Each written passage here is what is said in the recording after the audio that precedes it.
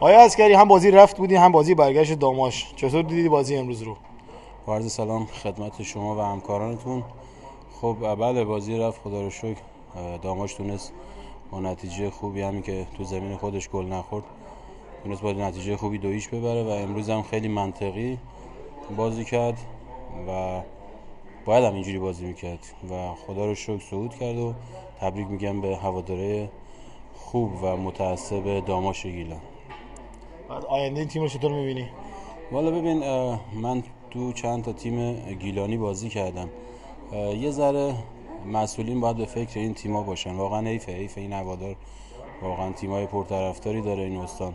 حیفه، باید حمایت کنن، باید کمکشون کنن.